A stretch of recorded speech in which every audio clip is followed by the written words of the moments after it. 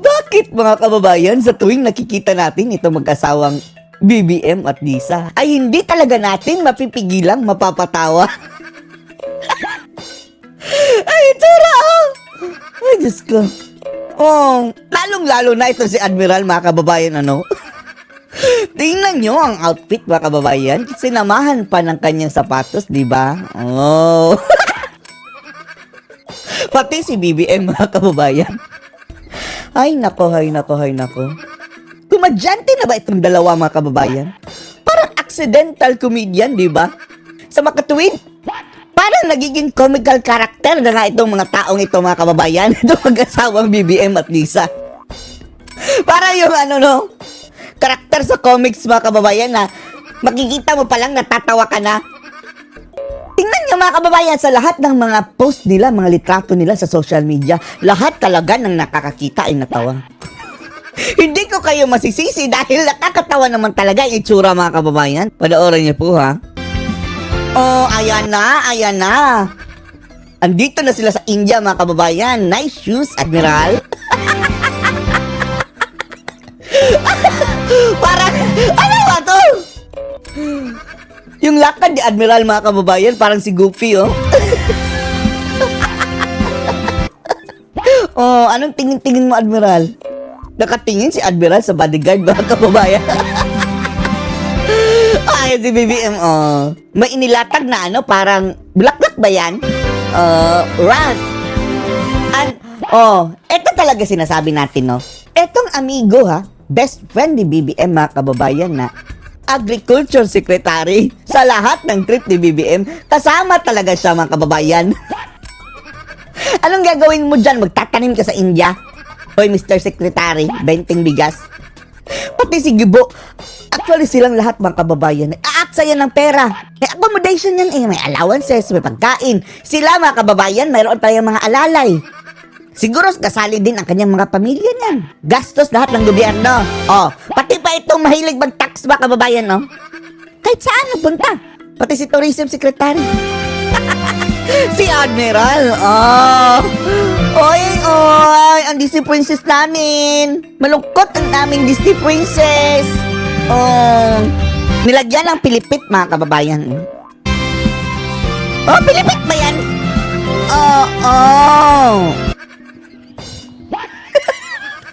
Si Admiral nalagay ng bulaklak.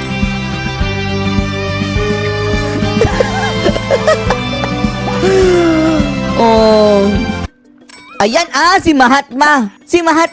Hindi Mahatma, pero Mohandas Gandhi. Si Gandhi pala yan, mga kababayan. May sculpture, mga kababayan. Akala natin itsura ni Lisa Araneta na walang buhok. Kay Gandhi pala yan. Ayan na. Itatranslate natin, ha. Ang dalawang komedyante sa Pilipinas ay nandito na sa India. Umandala kayo to. Pre-election polling को मॉडल को लेके अपोज करने लगी कि ये बहुत बड़ा डिसएडवांटेज है जनता इलेक्शन के हिसाब से चल रही है sige yan siguraduhin mo lang BBM, ha, na mayroon ka maiuwi dito mga pledges na naman. Sabi nila at least may pledges. Hanggang ngayon, mga kababayan, parang walang pledge na natupad na significant talaga, ha. Balita natin, nagustuhan ng taga-India, mga kababayan, ng Pilipinas dahil sa may nagsabi sa atin dahil yung kanilang mga estudyante, yung mga kababayan, lalong-lalo na yung mga medical courses, medicine, nagdodoktor, mga kababayan, nagdo-nursing, at iba't iba pang mga medical field. Gusto ng India na pumunta sa Pilipinas, pero specifically sa Davao City, mga kababayan, dahil safe. Totoo ba yun? Maraming Indian sa Davao City? Paano yan? BBM, thank you for accommodating our students. Saan? Sa Davao. Sabi ng BBM, kalaban ko ng lugar na yan, Bakit hindi sa Ilocos? Sabi ng mga Indian, marami kasi daw penguin doon. Sa Ilocos. May isa nga dito, Ayan na, Ito talaga mga outfit ni mga kababayan, ni Lisa Araneta Marcos, Bakit may pakpak, mga kababayan? Gaya-gaya ka, Imelda. Wala ka bang ibang Tsaka yung ano mga kababayan no, ni Madam Admiral, kanyang katawan, bakit hindi proportion mga kababayan? Sino ba ang fashionista nito? Bakit hindi kayo umayos ng ano, pagpili ng fashion? Oh, nasusuotin ito si Admiral nang hindi naman masyadong halata. Anyway, i-edit naman daw mga kababayan na ano, sa Photoshop daw bago i-post. Pero eto, paano na tong video? Walang edit-edit nito. Oh, marami namang mga matataba mga kababayan, no? Pero pinipili kasi yung mga damit. Eto, parang talagang buntis mga kababayan, ano? Oh, 7 months, pregnant. Na, hindi, mabubuntis ba si Admiral? Parang hindi na. Bakit ganyan ang mga, ano, fashion mo, Admiral? Oh, kagaya ng ano, asawa ng leader ng India, mga kababayan. Mataba naman yan. Oh, pero, hindi masyadong bulgar, mga kababayan, yung damit. Bagay sa kanila, oh, hindi nahahalata na big size na. Iba talaga, oh, kung makalakad pa mga kababayan, parang, parang si Gro, no? Na, ano, Minions, mga kababayan, yung si Gro, leader, na yung kamay nakaganyan lang, no? Tapos, ano? Sige, Admiral, dahan-dahan ha. Ang taas ng kamay, mga kababayan, ano? Parang abot tuhod ang kamay ni Admiral. Bakit ganyan? Kulang sa height, mga kababayan, pero ang taas ng kamay. Payat din ang kamay. Pati mga binti, mga kababayan, ano? Ang liliit. Pagdating sa gitna, parang biglang lumobo. Sige, pictorial tayo. Puro mga Indian ang nandun na ano, oh. Nasaan pala ang taga-PCO? Bakit hindi sumali dyan? Aalis na si Admiral, mga kababayan. Bye, Admiral! Ingat sila sa'yo. Ingat sila sa'yo. Ano palang ginagawa nito sa India, mga kababayan? Ha? Talaga bang mayroon silang madadalang investment dito? Mula po rin sa India, Sige. Pangulong Bongbong Marcos masayahong tinanggap ng gobyerno ng India sa ceremony. Oh, dyan na lang sila. India, inyo na. Bibigay na namin. pati yung si Admiral. Inyo na. Sa Rashtrapati Bhavan. Oh, Rashtrapati Kunin natin ang Bhavan. live report mula kay Eden Suarez Santos. Eden, kamusta dyan? Wow! Akala natin ano na si Eden. Restricted.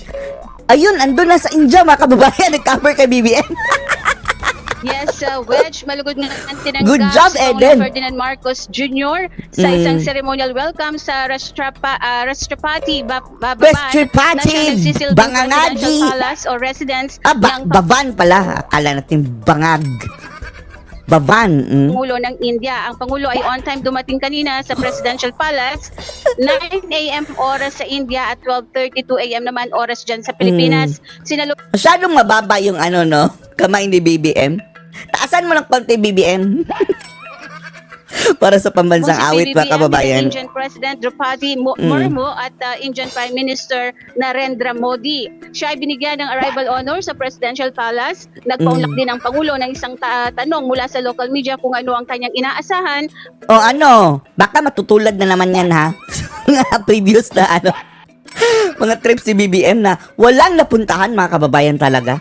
Billions and billions of pesos parang nasayang Mula lang sa na. kanyang state visit sa India. Sinabi ng Pangulo na ito'y patunay ng muling pagpapatibay Party-party, at mamaya. pagpapalakas ng alyansa at pagtutulungan ng dalawang bansa. Narito ang bahagi ng kanyang pahayag. May mga kabayo pa, oh. Oh, well, I think it is a reaffirmation of the alliance and the partnership that we Ayun si Admiral, oh.